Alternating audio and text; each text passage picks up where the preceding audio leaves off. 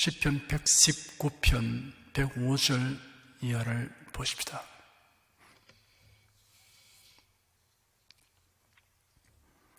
(105절) 한 절을 다 같이 읽겠습니다. 주의 말씀은 내 발의 등이요 내 길의 빛이니이다. 빛의 역할 세 가지가 있습니다. 첫째, 빛은 어두움을 밝혀서 사물의 실상을 알게 하여 줍니다. 어둠 속에서는 아무리 시력이 좋아도 사물의 실상을 알 수 없습니다. 눈을 부릅떠도 소용없습니다. 그러나 빛이 들어오면 즉시 알게 됩니다. 둘째, 빛은 길을 안내하고 인도하여 줍니다. 나침반이 없던 시대는 빛을 발하는 별을 보고 자신의 나아갈 위치와 방향을 확인하였습니다. 북극성이 큰 도움을 주었습니다. 항해하는 자에게 독이 그러했습니다. 야간 비행을 하는 조종사는 활주로를 따라 켜놓은 유도등을 확인하고 착륙합니다. 등대는 연한 백기를 안전하게 안내하는 역할을 합니다. 셋째, 빛은 위험을 경고하여 줍니다. 높은 그물 꼭대기에 설치된 깜빡이는 등은 비행기가 충돌하지 않도록 경고하는 역할을 합니다. 여러 경고등은 위험한 물체나 장소에 접근하지 못하게 하여 줍니다. 하나님의 말씀은 발의 등이요 길의 빛이라고 하였습니다. 첫째, 인생과 자연과 역사의 실상을 알게 하여 줍니다. 하나님의 말씀 없으면 그 실상을 아무리 연구하고 관찰하고 실험하고 해도 온전히 알 방법이 없습니다. 하나님 말씀을 통해서 우리는 인생, 자연,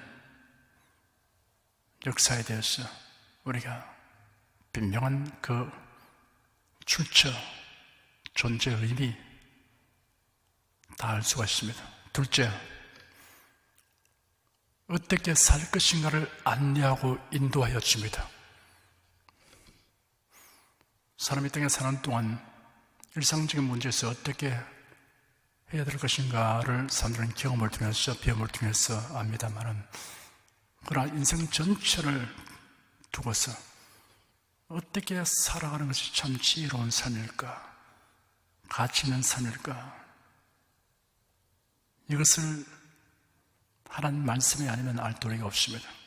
셋째, 하나님의 진노와 형벌을 면하도록 경고하여 줍니다.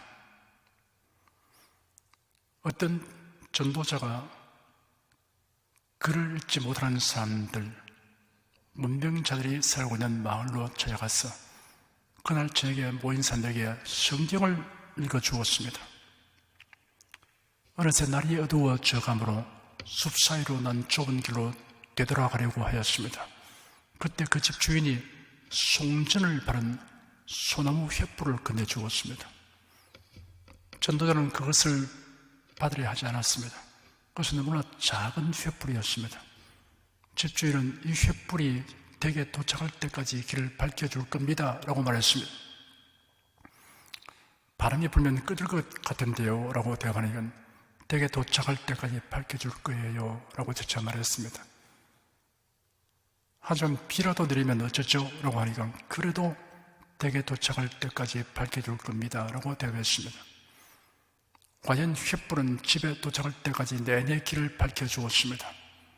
전도자는 그 횃불 덕택에 어두운 숲속 길을 안전하게 불안감 없이 집으로 돌아갈 수 있었습니다. 전도자는 이 경험을 통해 누구든지 성경을 인도와 안대로 삼으면 기록된 말씀이 발의 등불 역할을 하여 하늘에 예비된 집으로 인도해 줄 것이라는 여호와를 얻게 되었다는 간증을 읽어보았습니다. 하나님 말씀은 우리에게 빛인데 이 말씀의 빛은 인간의 종교와 학문 등의 빛을 무시하게 하는 빛입니다. 전혀 새로운 지식, 문명이 들어가지 않은 것을 어둡다고 말합니다. 옛날 아프리카를 가리켜서 그곳을 아주 캄캄한 곳, 어두운 것으로 사람들은 생각했습니다. 새로운 문명, 새로운 지식이 없는 상태에서 그들의 생활 자체가 아주 낙후되고 어렵습니다. 그래서 새로운 문명을 받아들이고 새로운 신지식을 받아들이고 이렇게 함으로써 생활이 더 밝아지는 겁니다. 그런데 이러한 사람들이 가지고 온 철학이나 지식이나 공학이나 이런 소위 말하는 문명의 빛이 또 이 하나님 말씀의 빛에 의하면 무색하게 됩니다. 바울이 외국 속에 있는 기독교인들을 체포하여 예루살렘으로 끌고 오려고 다메섹 도성가까지 이르렀을 때 길에서 정오의 태양빛보다 더 밝은 빛이 바울에게 비춤으로 땅에 엎드려졌습니다. 바울은 그 빛 속에 들려오는 주의 음성을 듣게 되었습니다. 주여 누구십니까? 나는 네가 핍박하는 나사렛 예수다. 그 빛은 자연의 빛을 무시하게 하였을 뿐 아니라 하나님을 대적하여 높아진 인간 이성의 빛을 무시하게 하였습니다. 바울은 지금까지 남보다 많이 공부하고 두뇌도 명성하고 이론도 밝았습니다. 그래서 무엇이 자기가 분별하고 판단하면 항상 옳다고 생각했습니다. 자기는 항상 이성의 빛, 지식의 빛, 이 빛을 가지고서 나아간다고 생각했습니다. 그래서 기독교회를 잔해하고 기독교인들을 체포하여 감옥에 집어넣고 핍박하는 이것이 하나님을 섬기는 것이라 이렇게 오해하고 있는 것입니다. 그런 현재까지 어둠 속에 헤매는 자와 같은 것입니다. 그런데 기독교를 체포하려고 가다가 다메섹 도성에서 큰 빛이 비쳐서 소리 듣는데 다메섹은 지구상에서 가장 정오의 빛이 강렬한 곳이라고 합니다. 다메섹의 대낮에 정수리에 있는 태양에서 비치는 그 강렬한 빛이 무색해지는 빛, 그보다 더 밝은 빛이 비쳤습니다. 이것은 자연의 빛이 아니라는 것을 알 수 있습니다. 계시의 빛, 신령한 빛, 신비로운 빛입니다. 그 빛에서 그 거꾸로 졌습니다. 그러자 자기 이론, 자기 지식, 자기 이성이 다 무색해졌습니다. 주여 누구십니까? 그 빛에 의해서 그는 절대자, 인생의 주권자의 음성을 들은 것입니다. 나는 내가 핍박하는 나사렛 예수다. 그 순간 모든 것이 환히 그에게는 알려졌습니다. 오호, 예수님은 구세주시구나, 하나님이시구나. 그래서 그날 이후로 그는 어둠에 가지 않았습니다. 참빛 속에 걷는 인생이 된 것입니다. 그 마음의 이론과 주장이 완전히 다 빛을 잃고 말았습니다. 그것은 예수로의 빛 앞에서는 다 무용지물이었습니다. 하나님은 빛이십니다. 예수도 역시 빛이십니다. 요한일서 5장에 기록되기를 우리가 저에게서 듣고 너에게 전하는 소식이 이것이니 곧 하나님은 빛이시라. 그에게는 어둠이 조금도 없으시니라. 만일 우리가 하나님과 사귐이 있다고 어두운 가운데 행하면 거짓말을 하고 진리를 행치 아니하며거니와 저가 빛 가운데 계신 것 같이 우리도 빛 가운데 행하면 우리가 서로 사귐이 있고 그 아들 예수의 피가 우리를 모든 수게 깨끗하게 하실 것이요 하였습니다. 요한복음 1장에는 참빛 곧 세상에 와서 각 사람에게 비치는 빛이 있으나니 그가 세상에 계셨으며 세상은 그로 말미암아 지연바 되었으되 세상이 그를 알지 못하였고 자기 땅에 오매 자기 백성이 영접지 아니하였으나 영접하는 자 곧 그 이름을 믿는 자들에게는 하나님의 자녀가 되는 권세를 주셨으니 이는 혈통으로나 육정으로나 사람의 뜻으로 나지 아니하고 오직 하나님께로서 난 자들이니라. 말씀이 육신이 되어 우리 가운데 거하시며 우리가 그 영광을 보니 아버지의 독생자의 영광이요 은혜와 진리가 충만하더라 하였습니다. 하나님 빛이십니다. 예수님도 빛이십니다. 예수를 믿는 사람, 그래도 예수에 가는 사람에게도 빛이라고 불러주십니다. 우리가 빛의 원천이 아니요, 빛 안에 거함으로 우리도 빛으로 불렸습니다. 빛의 자녀들이라 이렇게 불려지게 된 것입니다. 그러므로 하나님 말씀이 육신이 되어 우리 곁에 오신 예수님 안에 우리가 거하고 그 말씀 따라 살아가면 어둠에 더 이상 거하지 않습니다. 빛 가운데 갑니다. 그러나 말씀 밖에 나가면 어둠에 처해 되는 것입니다. 106절 말씀 한 절 읽겠습니다. 주의 의로운 규례를 지키기로 명세하고 굳게 정하였나이다.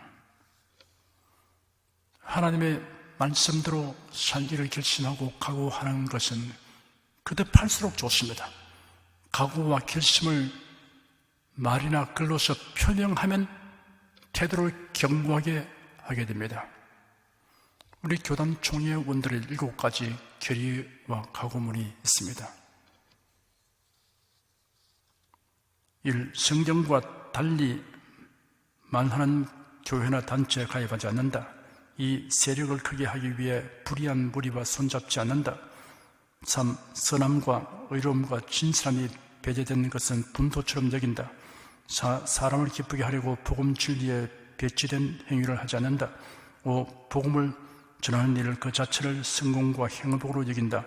6. 거룩함이 없는 위대함을 추구하거나 흠모하지 않는다. 7. 착하고 충성되게 사역하는 모든 분을 존중히 여긴다. 이런 각오, 결의를 계속 암송하고 읽거나 하면 마음이 더 견고하게 되는 겁니다. 작년 10월 3일 기도대회 시에 그리고 이번에 일간지에 게재한 우리의 믿음과 결의문이 있습니다. 1. 나는 사도신경대로 믿는다. 2. 나는 예수 그리스도께서 유일한 구원주이심을 믿는다.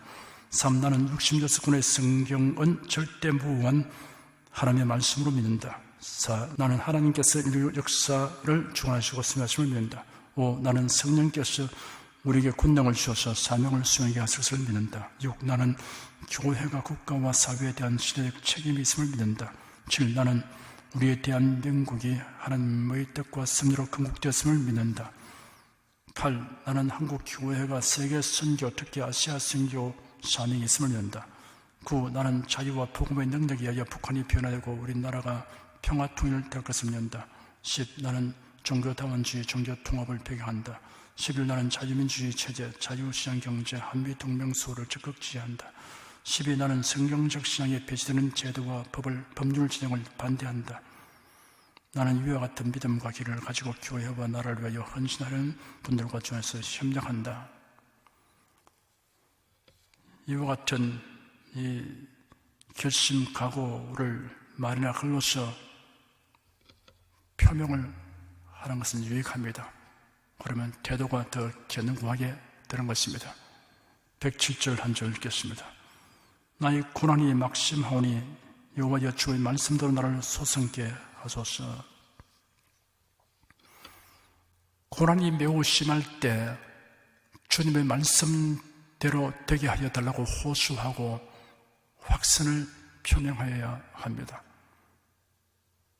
사도 바울이 매우 훌륭한 모범을 보여주었습니다. 그가 죄 없는 죄수로서 다른 죄수들과 함께 백부장의 인술 아래 로마에서 재판받으려고 배를 탔습니다. 그 배에는 선원과 상인과 군인과 지혜수들이 있었습니다.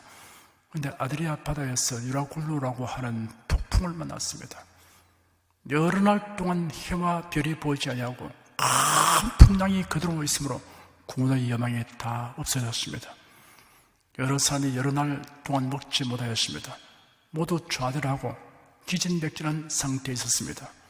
그러던 어느 날 바울 사도가 그들 가운데 서서 말하기를, 여러분이여, 내 말을 듣고 그레데에서 떠나지 아니하여 이 타격과 손상을 면하였다면 좋을 뻔하였느니라.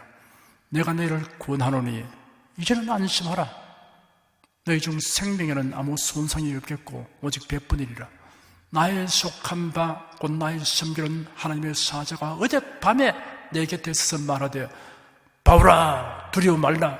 네가 가이사 앞에 서야 하겠고 또 하나님께서 너와 함께 행선한 자를 다 내게 주셨다 하였으니, 그러므로 여러분이 안심하라. 나는 내게 말씀하신 그대로 되리라고 하나님을 믿노라 라고 외쳤습니다.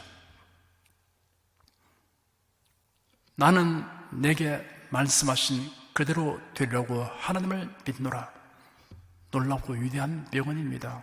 이 표현을 여러분은 여러분 것으로 삼으십시오. 108절 한 절 읽겠습니다. 여호와여 구하오니 내 입의 낙한 자를 벌하시고 주의 규례로 나를 가르치소서. 낙한 죄는 화목제의 일종입니다. 하나님께 대한 감사의 표현으로서 자원하여 드리는 제사입니다. 따라서 내 입의 낙한 죄란 하나님께 감사하는 마음으로 드리는 감사의 기도와 찬양을 비유적으로 묘사한 것입니다. 호세아 14장 2절에 기록기를, 너는 말씀을 가지고 여호와께로 돌아왔어 아뢰기를, 모든 불의를 제하시고 선한 발을 받으소서. 우리가 입술로 수송아지를 대신하여 주께 드리리다 하였습니다. 히브리서 13장 15절에는 이러므로 우리가 예수로 말미암아 항상 찬미의 제사를 하나님께 드리자. 이는 그 이름을 증거하는 입술의 열매니라 하였습니다. 여호와여 구하오니 내 입의 낙한 자를 받으시고 주의 규례로 나를 가르치소서 하였습니다. 찬양만 하고 말씀 듣는 것을 소홀히 여기는 일이 없어야 합니다. 말씀만 듣고 찬송을 소홀히 하는 일도 없어야 합니다. 109절 한 절 읽겠습니다. 나의 생명이 항상 위기에 있사오나 주의 법은 잊지 아니하나이다. 다윗은 수많은 전투를 치렀습니다. 그러나 생명이 위태로운 경우에 처한 적이 수도 없었습니다. 이러한 지경에서도 하나님의 말씀을 잊지 아니했습니다. 죽음의 위기에 처해서도 하나님의 말씀을 잊지 아니한다는 의미는 하나님 말씀 안에서 신자답게 처신한다는 뜻이 있습니다. 또는 하나님의 말씀을 기억하며 소망을 가진다는 뜻이 있습니다. 110절 한 절 읽겠습니다.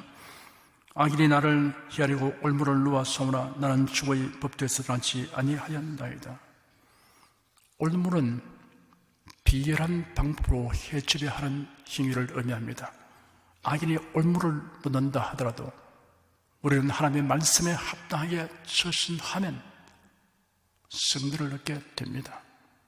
111절 한 절 읽겠습니다.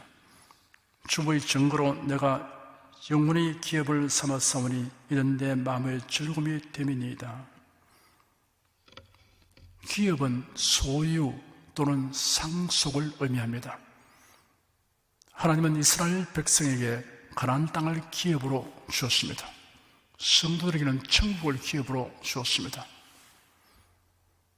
하나님의 말씀은 성도들이 영원히 자신의 소유로 삼을 수 있는 기업입니다.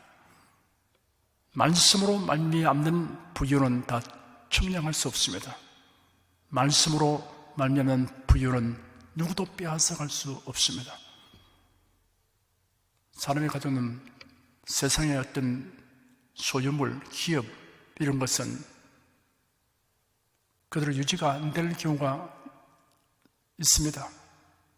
여러 상황에 의해서 그 모든 기업이 소실되고 빼앗기고 분실되고 불타버리고 그런 경우들이 생겨날 수 있습니다. 그러나 하나님 말씀을 기업으로 받는 사람은 빼앗아갈 수 없습니다. 도저히 그것을 빼앗아가지 않습니다. 탐내지도 않습니다. 그 부를 알지 못하기 때문에 그렇습니다. 또 빼앗아갈 수 없습니다. 이 말씀을 자기 기업으로 알고 이 말씀을 통해서 부를 생각하면서 살아가는 사람의 그 부유는 세상에 가지고 있는 부와 다릅니다. 이런 내 마음의 즐거움이 됨이니라 하였습니다. 세상이 주는 즐거움은 하나님 말씀을 소유한 즐거움에 비길 수 없습니다. 솔로몬은 그의 처음에서 우러나온 고백으로서 전도서 2장 2절에 기록하기를 내가 웃음을 논하여 이르기를 미친 것이라 하였고 희락을 논하여 이르기를 제가 무엇을 하는가 하노라 하였습니다. 말씀으로 인해서 누리는 그 즐거움에 비하면 세상에 가진 모든 희락이라는 것은 별 그렇게 가치를 논할 수가 없다, 그런 얘기입니다. 112절 한 절 읽겠습니다. 내가 주의 일들을 길이 끝까지 행하려고 내 마음을 기울였나이다. 마음을 기울였다는 말은 마음을 고정시켰다, 마음을 정했다는 뜻입니다. 상황에 따라서 이랬다 저랬다 하지 않고 길이 끝까지 행하려고 마음을 정하였습니다. 성도 여러분 역시 하나님의 말씀을 신앙과 행위의 근거와 지침으로 삼고 끝까지 행하기로 굳게 작정하시기를 축원합니다.